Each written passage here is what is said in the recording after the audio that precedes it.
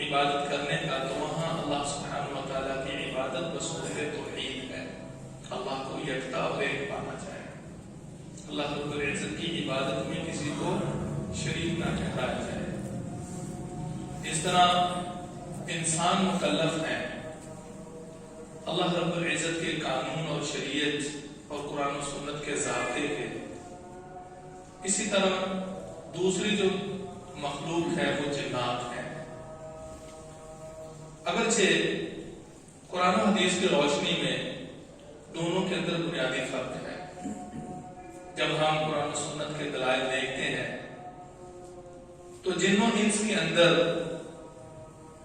بہت سے معاملات میں اگر آپ یہ کہیں کہ بنیادی طور پر جو تخلیق کا میٹیریل ہے اور پھر جو ان کی جسمانی ساخت ہے، حرکت و نقل ہے، جو طریقہ بود و باش اور رہنے سہنے کے سلیقے، کھانے پینے کے جو طور طریقے ہیں وہ انسانوں سے بالکل مختلف ہے۔ قدر مشترک جو ہے جنوں اور انسانوں کی، یا وہ چیز جو آپس میں میچ کرتی ہے، وہ شعور اور ادراک کی صلاحیت ہے، قوت ادراک اور قوت شعور۔ یعنی اللہ رب العزت نے جس طرح انسانوں کو یہ شعور اور فہم و فراز یا سینس سے نوازا ہے کہ وہ قرآن و سنت میں اللہ رب العزت کے خطاب کو سمجھ سکتے ہیں، جس چیز کا اللہ رب العزت نے مکلف ٹھہرایا ہے انسان اس کو سمجھتا ہے۔ یہی وجہ ہے رسول اکرم صلی اللہ علیہ وآلہ وسلم کی احادیث کی روشنی میں یہ واضح طور پر ملتا ہے، رفع القلم ثلاثہ، 3 اشخاص سے قلم اٹھا لیا گیا ہے، مجنون سے، بچے سے اور سوئے ہوئے انسان سے۔ اس لیے کہ جو سویا ہوا ہے وہ آپ ادراک اور شعور سے محروم ہے، مجنون انسان اسی لیے مکلف نہیں ہے، اس لیے کہ جو اللہ رب العزت کے مقاصد کو سمجھنے والی چیز اور جو اس میں حس ہونی چاہیے وہ چیز ہی نہیں ہے اس کے اندر، وہ کیسے نماز کو سمجھے گا، کیسے حج کے مسائل کو سمجھے گا اور اپنی عبادات کو کیسے وہ سمجھ سکے گا۔ تو گویا عذاب کے لیے بنیادی جو چیز ہے، یعنی اللہ رب العزت نے جو جنت اور دوزخ کا سلسلہ بنایا ہے اس کے لیے مکلف کرایا ہے، اپنے کچھ عبادات کے طریقے دیے ہیں، ان میں بنیادی طور پر ایک شعور اور فہم و فراز ہے۔ بچہ مکلف نہیں ہے، بلوغت کے بعد ہے، اور اسی طرح سویا ہوا یا پاگل مجنون انسان اب نارمل جو ہے۔ اللہ سبحانہ و تعالی نے جنات کے اندر یہ چیز رکھی ہے، تبھی تو فرمایا نا وما خلقت الجن والانس الا لیعبدون۔ اور قرآن و حدیث کے بے شمار دلائل ہیں کہ یہ مخلوق بھی مخاطب ہے، اور جو انبیاء اور رسل آئے ہیں وہ صرف اور صرف انسانوں میں سے ہیں، جنوں میں سے کوئی نبی نہیں آیا، عورتوں میں سے کوئی نبی بن کے نہیں آئی، فرشتوں میں سے کوئی نبی نہیں بنا۔ جبریل علیہ السلام وہ اللہ رب العزت کی طرف سے پیغام رسانی کا کام دیتے تھے، وہ اللہ کے میسنجر تھے، ان کا صرف یہی کام تھا، لیکن منصب نبوت و رسالت سے مخلوقات میں سے جنہیں نوازا گیا ہے وہ صرف اور صرف انسان ہے۔ تو یہ قدر مشترک ہے دونوں کے درمیان، لہذا جب دین اور شریعت کے انسانوں کی طرح جن بھی پابند ہیں تو پھر وہی سیم احکام جو کہ انسانوں کے لیے ہیں رسول اللہ صلی اللہ علیہ وسلم نے ان کو بھی وہی دیے ہیں، اگرچہ کچھ موٹی موٹی چیزیں حدیث کے اندر ملتی ہیں، باقاعدہ وہ تفصیلات، وہ جزئیات، وہ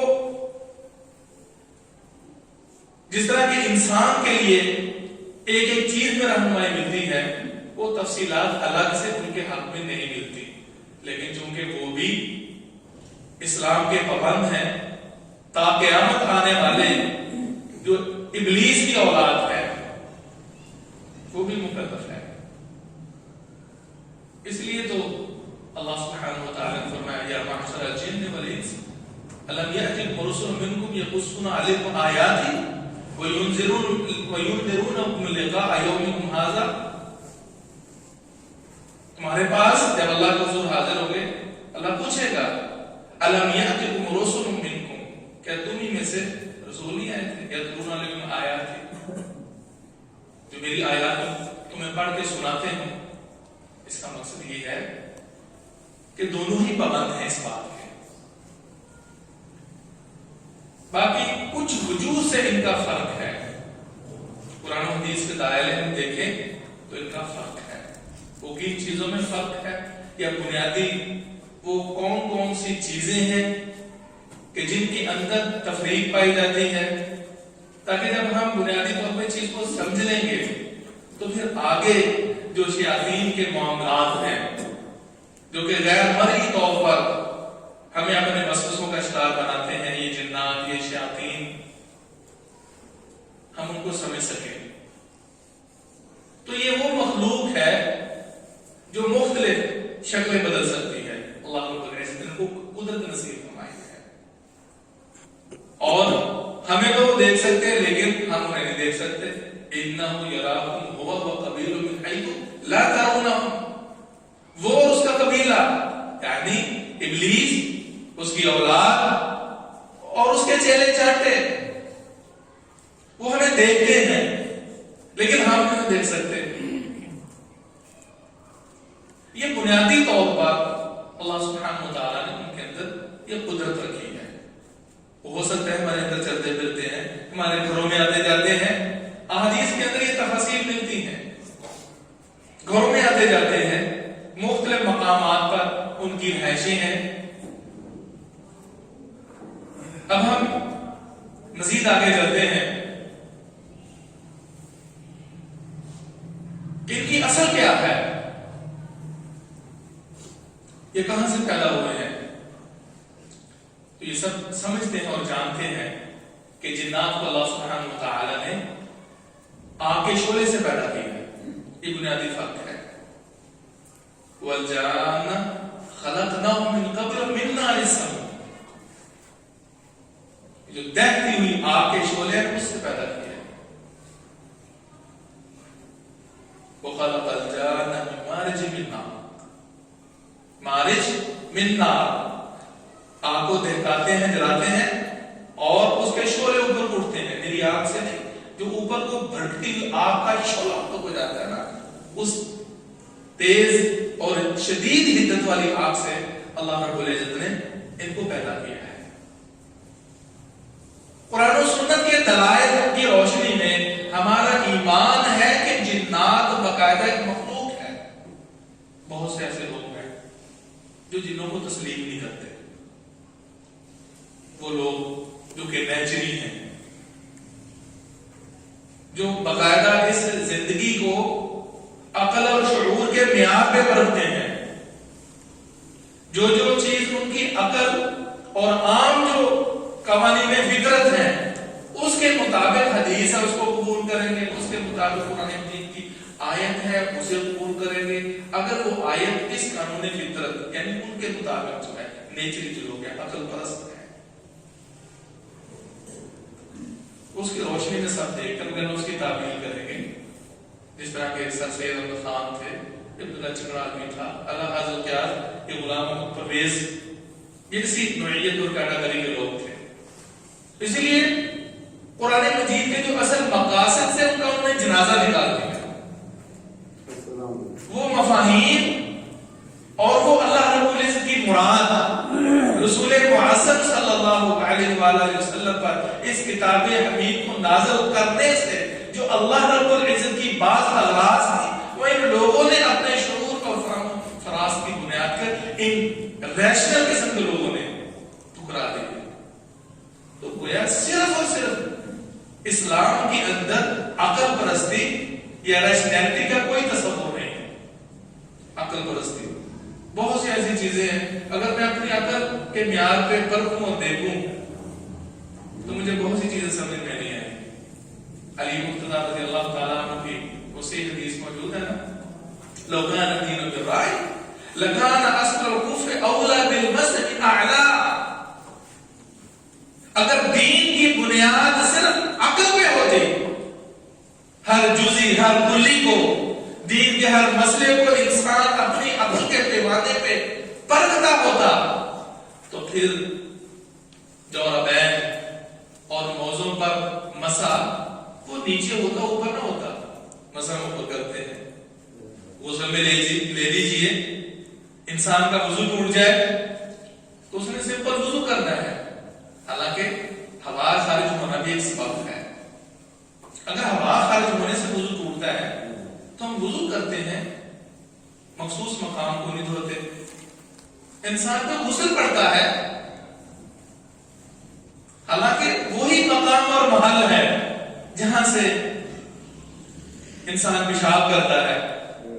لیکن جب غسل ضروری ہوتا ہے تو اس کنڈیشن میں کیا پورے وجود کو دھوتے ہیں، مل مل کے دھوتے ہیں، یہاں تک کہ وجود کا اگر کوئی حصہ خشک رہ گیا تو اس کا غسل نہیں ہے.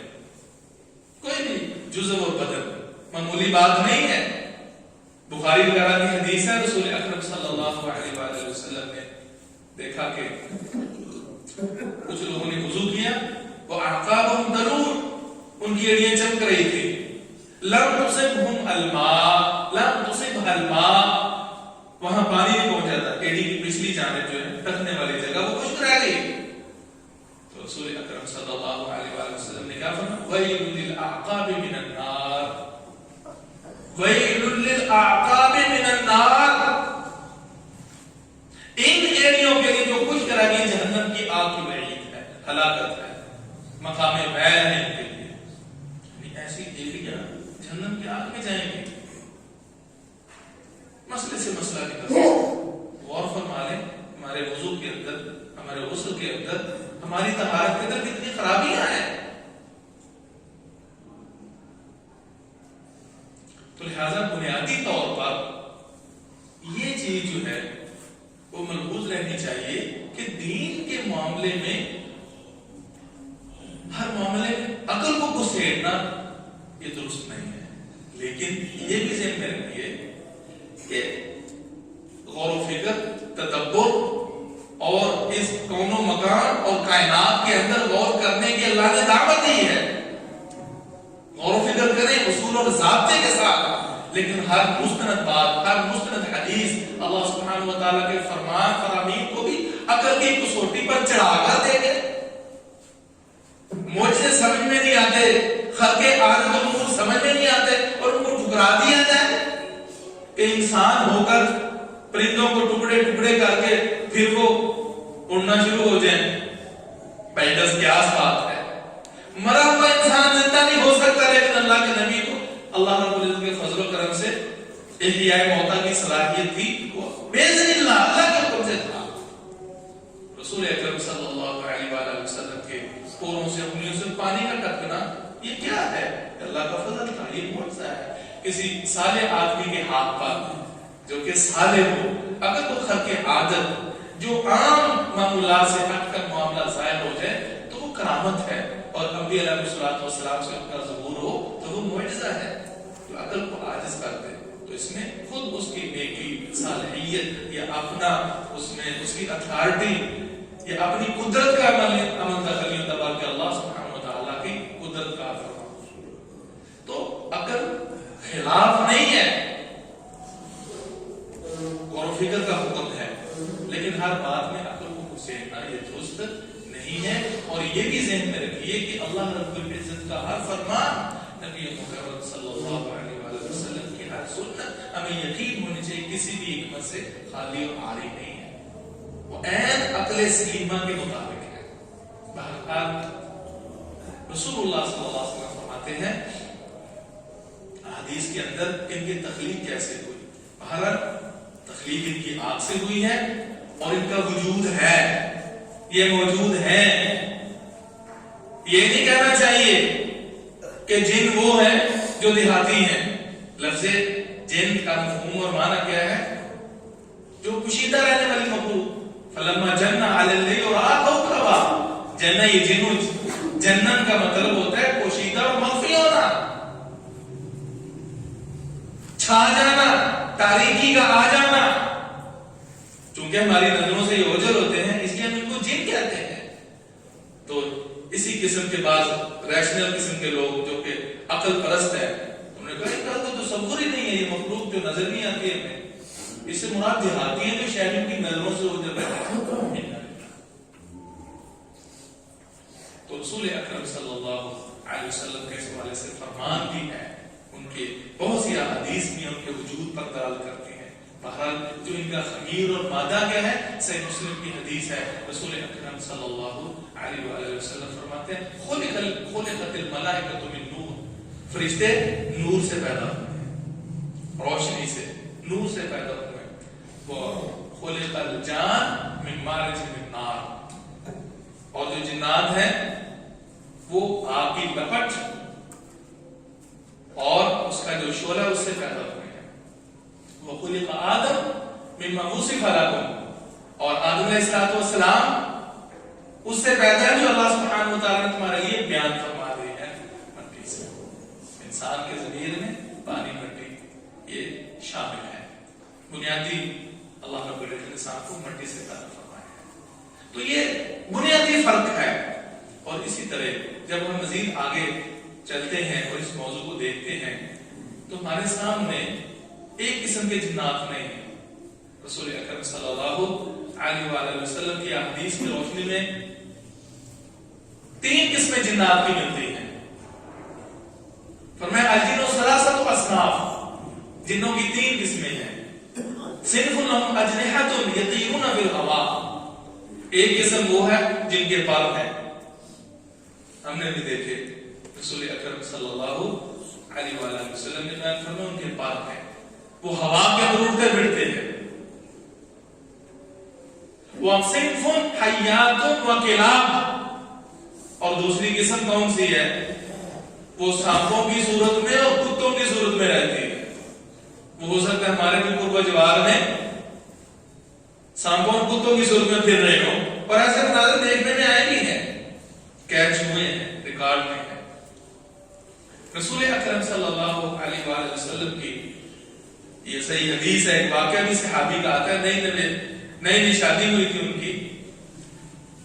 تو رسول اللہ صلی اللہ علیہ وسلم کی مجلس سے نکل کر جب گھر گئے تو دلہن جو تھی نا باہر دروازے پہ ڈری ہوئی تھی، اس نے میان سے تلوار نکالی، غصے میں آئے، گوارا نہ کیا، کہتی ذرا صبر کرو، اندر جا کے دیکھو. اندر جا کے دیکھو تو بڑا سا سانپ چارپائی پہ کنڈلی مارے ہوئے بیٹھا تھا، پھونکار رہا تھا. اس نے اس کو مارا نیزا، اور نیزے کی اندھی پر اس کو پرو کر باہر لے آئے اور حملہ کرنے لگے. دوبارہ حملہ کیا. دیکھنے والے صحابی کہتے ہیں پتہ نہیں پہلے کون فوت ہوا، کون مرا ہے. یعنی وہ سانپ بھی مر گیا اور اس نے جو ایکشن کیا یا کس طرح حملہ کیا وہ صحابی بھی فوت ہو گئے. رسول اکرم صلی اللہ علیہ وآلہ وسلم کو بتایا گیا تو فرمایا تمہارے گھروں میں مدینے کے اندر جنات بھی رہتے ہیں. پھر آپ نے بتایا کہ تم نے ان کو پہلے جب کوئی نظر آئے تو دعوت یہ نہیں ہے کہ تم چلے جاؤ، ادھر سے چلے جاؤ، 3 دفعہ کہو، اگر وہ نہ ہٹے تو پھر مار دو. مخصوص حکم تھا، ہر جگہ کا نہیں. لیکن ہو سکتا ہے اس حدیث کی علت اور سبب کو دیکھیں، موقع تو خاص تھا، مدینے سے متعلق ہے، لیکن جب یہ حدیث ہم دیکھتے ہیں کہ حیات و کلاب، اس میں مدینے کی تخصیص نہیں ہے، مدینے کو خاص نہیں فرمایا. اس سے معلوم ہوتا ہے کہ ہو سکتا ہے ہمارے گھروں کے اندر بھی کبھی سانپ رونما ہو، ظاہر ہو. اور بچپن میں یہ مشاہدہ بھی ہوا گھر میں کہ بیڈ پہ سانپ ہے، وہ دیکھا گیا اور پھر وہ گم ہو گیا. نظر آیا، دوسرے لمحے دیکھا تو وہ غائب ہو گیا، کوئی نقصان نہیں، کچھ نہیں. تو اگر باقاعدہ وہ سامنے رہے تو اس کو کہا جا سکتا ہے، وگرنہ عموماً سانپ گھروں میں نہیں رہتے، گھروں میں ان کا کوئی کام نہیں ہے، اور جنات وہ گھروں میں رہتے ہیں. لہذا ان کو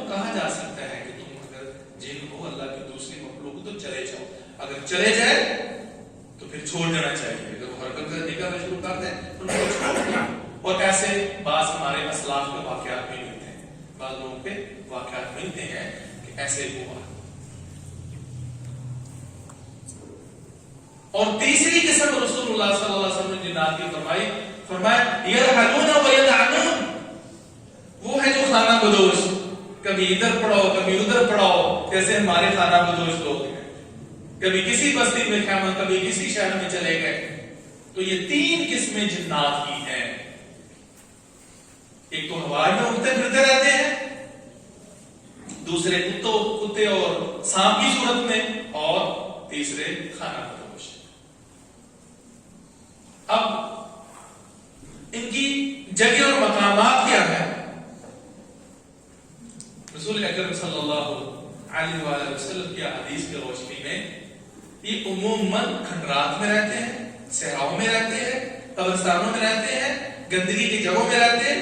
یہ جو گندگی کے ڈھیر اور روڑیاں وہاں رہتے ہیں، اور یہ جو لیٹرینیں ہیں، یہ جو باہر کے غسل خانے ہوتے ہیں وہاں رہتے ہیں، جنگلات میں رہتے ہیں، عموماً ایسی جگہوں میں پائے جاتے ہیں، اجاڑ بیابان والے مقامات. اسی لیے کبھی کبھی کچھ لوگوں کے سامنے وہ مختلف صورتوں میں ظاہر بھی ہو جاتے ہیں. یہ ایک الگ مخلوق ہے. اور جو عموماً زمین میں رہتے ہیں، عموماً ان کی رہائش زمین پہ ہے، اور اس کا اشارہ میں دوسری حدیث سے ملتا ہے. صحیح مسلم کی حدیث ہے، رسول اکرم صلی اللہ علیہ وآلہ وسلم فرماتے ہیں کہ جب تم میں سے کوئی گھر میں داخل ہو نا تو بسم اللہ پڑھ کے داخل ہو، دایاں منہ میں رکھے، اور جب کھانا کھائے تو بسم اللہ پڑھ کے کھانا کھائے. جو انسان بسم اللہ پڑھ کے اپنے مین گیٹ اور دروازے سے گھر میں داخل ہوتا ہے اور اس کے بعد دروازہ بند کر دیتا ہے اور پھر بسم اللہ پڑھ کے اپنے کھانے کی ابتدا کرتا ہے، رسول محترم صلی اللہ علیہ وآلہ وسلم فرماتے ہیں وہ خود آپس میں شیاطین کہتے ہیں لا طعام لکم ولا مبیت لکم، نہ آج تمہیں اس گھر میں ٹھہرنے کا موقع ملے گا، تم ادھر رات گزر نہیں کر سکتے، اور نہ تمہیں کھانا ہی ملے گا. ہم نے تو ان کو رجا رجا کر بہت موٹا کر دیا ہے، بہت فربے ہو گئے ہیں، بہت موٹے تازے ہو گئے ہیں. یہ جامع صغیر میں یہ صحیح حدیث ہے، ذہن میں آ گئی. رسول اکرم صلی اللہ علیہ وآلہ وسلم فرماتے ہیں ان المؤمن لا یمضی شیاطینہ کما یمضی احدکم بعیرہ فی السفر. مومن جو ہے نا اپنے جو شیاطین اور اس کا قرین کوئی پتہ نہیں ہوتا کون سا چمٹ جاتا ہے، کون تعاقب کر رہا ہے میرے دائیں بائیں آگے پیچھے.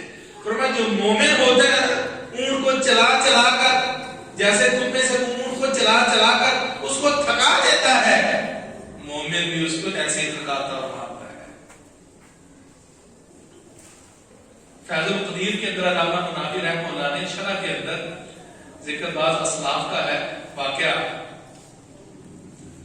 وہ کہتے ہیں کہ 2 جنات آپس میں ملے، ان کی آپس میں ملاقات ہوئی. ایک بہت کمزور ہے، ایک موٹا تازہ. وہ کہتا تمہیں کیا ہو گیا بھائی؟ اس نے کہا کہ یہ ہمیشہ قرآن پڑھتا رہتا ہے، اسی کا اذکار میں لگا رہتا ہے، اس نے تو مجھے پگھلا کے مار دی ہے. یہ تلاوت قرآن، یہ ذکر اللہ، یہ وہ اعمال ہیں کہ جن کی بنیاد پر بحمد اللہ بڑے سے بڑا خطرناک شیطان بھی اگر آپ کے تعاقب میں ہے، آپ کے ساتھ اس کو ملوث ہونے کی ہمت نہیں ہوگی. اگر کہیں ملوث ہو بھی گیا ہے نا تو آپ پر حاوی ہونے کی قدرت بھی اس کو حاصل ہوگی. اور دوسرے نے کہا جو موٹا تازہ تھا، ہماری تو پہنچے ہیں جس کے ساتھ میں مسلمان بھی، وہ کہتا نہ اس کو کھانے کا طریقہ نہ پینے کا طریقہ، اپنی مسجد کھاتا نہ بسم اللہ پڑھتا ہے، وہ بس میں ہی بڑا کرتا ہوں، میں ہی کھاتا ہوں، دیکھو میری سے.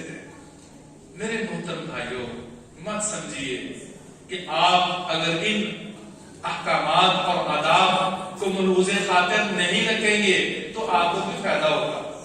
یہ دنیاوی نقصان بھی ہے، اخروی نقصان بھی ہے. اس سے اللہ نے محفوظ فرمائے. رسول اکرم صلی اللہ علیہ وآلہ وسلم کا صحیح فرمان ہے، صحیح حدیث ہے. آپ نے فرمایا اللہ رب العزت نے تم میں سے ہر ایک کے ساتھ ایک کریم کو بھی جوڑا ہوا ہے. ایک کریم بھی ہے، کریم من الانس و کریم من الجن. وہ ساتھ کریم ہوتا ہے، کرام کاتبین بھی ہیں، اور ایک شیطان بھی ہوتا ہے، جن بھی مسلط ہوتا ہے. وہ کیا کرتا ہے؟ وسوسے ڈالتا رہتا ہے، تعاقب میں رہتا ہے، کھانا کھاتے وقت وسوسہ، سویا ہوا ہے اس کو اٹھنے نہیں دیتا، نماز کے لیے جانے نہیں دیتا، کام میں لگا سو اس کو وسوسے ڈالتا ہے، سو سے اس کو تراکیب سجھاتا ہے. تو جو ہم ذرا دین سے منحرف ہوتے ہیں، نماز کی سستی، اعمال کی سستی، ذکر کی سستی، اذکار کی سستی، اور اسی طرح یہ جو فرائض ہے ان کے اندر سستی، اعمال خیر کے اندر اکتاہٹ، تلاوت کے اندر بے رغبتی، یہ سب کس وجہ سے پیدا ہوتا ہے؟ وہ باقاعدہ گرین اور ابلیس کا جو ورکر ہے نا، وہ اپنی باقاعدہ سروسز میں ہوتا ہے، وہ آن ڈیوٹی ہوتا ہے، اور ہم جو ہیں 24 گھنٹے اس کے نشانے میں ہیں، اس کے ہدف میں ہیں، اور ہمیں یہ شعور نہیں ہے کہ میرے ساتھ ایک کریم بھی ہے.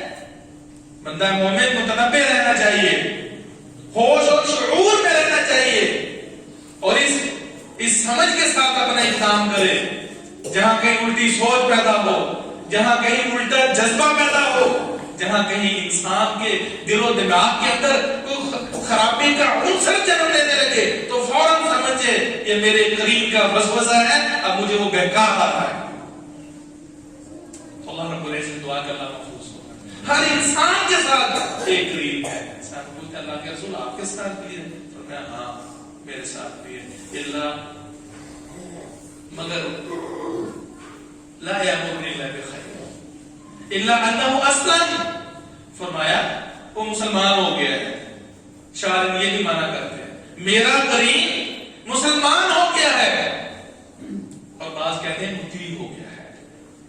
شیطان نے اسلام کیا قبول کرنا ہے، لیکن بعید نہیں ہے. ان میں سے مسلمان بھی ہیں، ان میں سے صالحین بھی ہیں، ان میں بات بھی ہیں، کافر ہندو اور دیگر مذاہب کی بھی ہیں. بعید نہیں ہے. ظاہر الفاظ کا ایمان بنتا الا انه اسلم. عصمت انبیاء کا تقاضا بھی یہ ہے کہ اللہ ان کو شیطان کے ہر وسوسے اور ان کے وار سے محفوظ فرمائے. الا انه اسلم یہ معنی درست ہو سکتا ہے کہ وہ مسلمان ہے. اس لیے فرمایا ولا یأمرنی الا بخیر. وہ جب بھی مجھے حکم دیتا ہے وہ عافیت اور خیریت اور بھلائی کا دیتا ہے، وہ مجھے برا وسوسہ نہیں ڈالتا. اللہ رب العزت نے کو بے پناہ قدرت بھی نصیب فرمائی ہے، اور اس کے لیے صرف اشارہ ہی کافی ہے. وہی قال عفریت من الجن، وہ ملکہ کا واقعہ، ملکہ سبا کے عرش اور تخت کا واقعہ. سلیمان علیہ السلام کی مجلس اسلام کی دعوت دی، انہوں نے پس و پیش کیا، پھر اپنے حواریوں اور اپنے جو اصحاب تھے ان سے مشورہ کیا، پوچھا ایہم یأتینی بعرشہا قبل ان یأتوا المسلمین، تو اس کا تخت کون لائے گا میرے پاس؟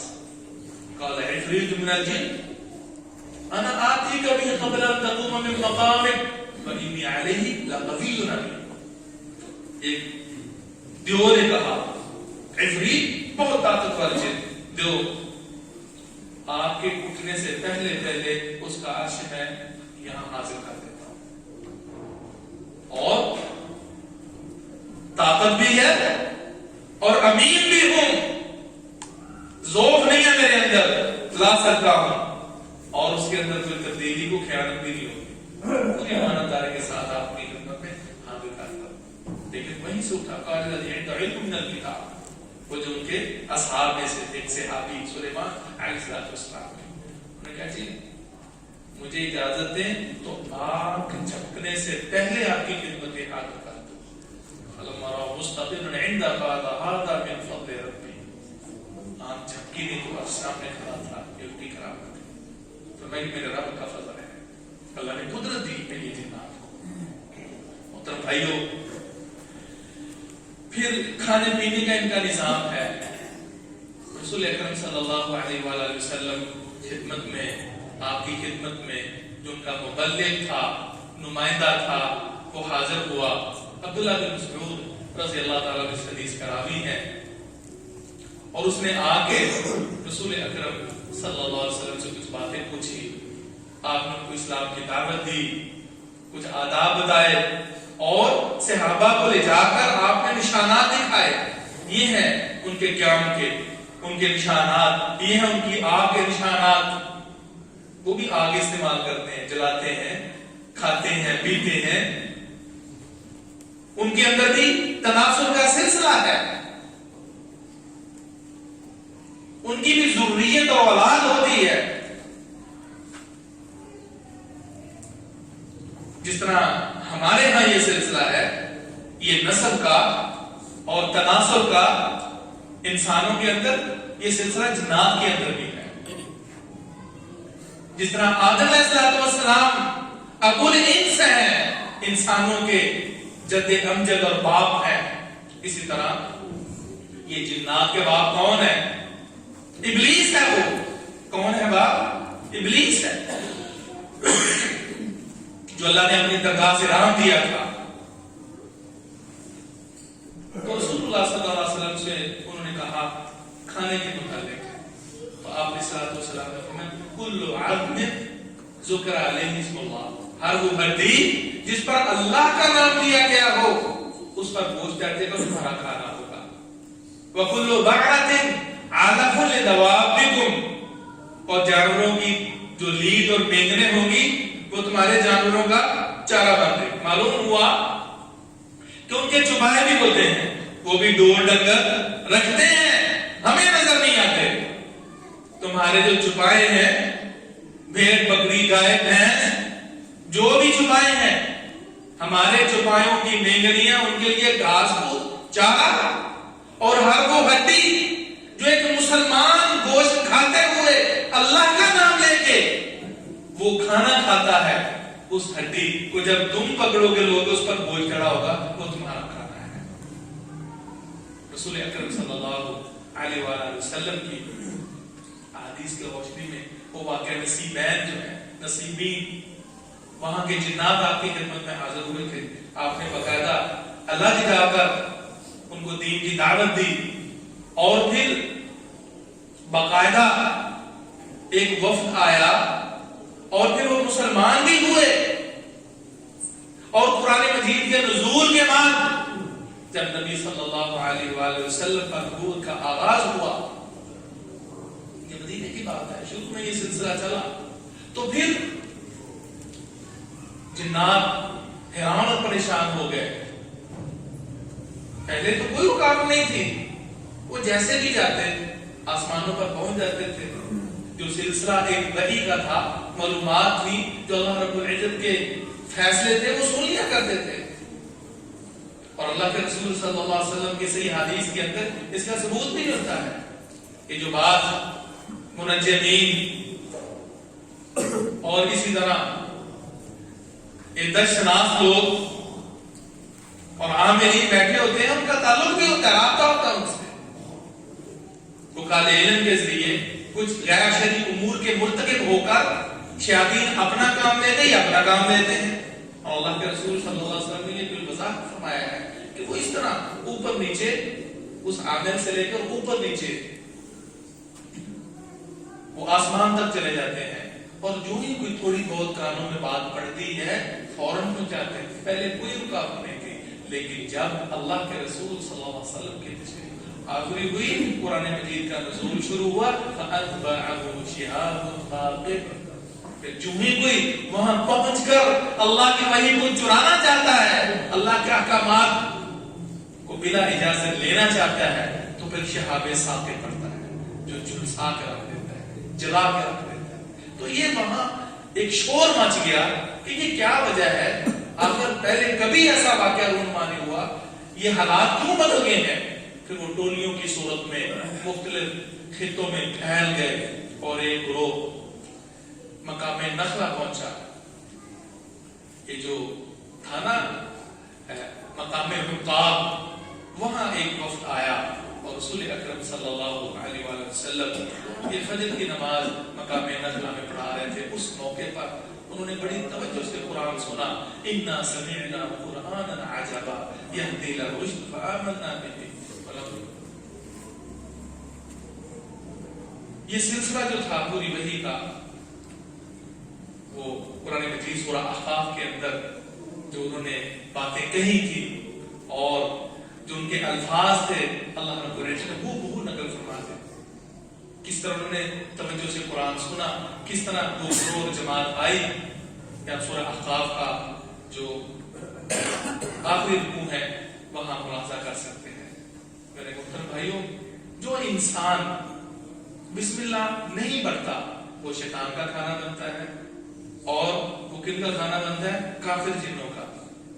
مسلمان جو جنات ہیں ان کا کھانا صرف وہی ہے جس پر اللہ کا نام لیا گیا ہو، اور ان کی رہائش کے حوالے سے کہ وہ اس طرح کی گندی جگہوں میں رہتے ہیں، یہی تو وجہ ہے کہ رسول اکرم صلی اللہ علیہ وآلہ وسلم نے فرمایا جب تم میں سے کوئی بیت الخلاء میں جائے نا تو وہ کیا کہے؟ فَمَا سَتْرُ مَا بَيْنَ أَعْيُنِ الْجِنِّ وَعَوْرَاتِ بَنِي آدَمَ أَن يَقُولَ بِسْمِ اللَّهِ۔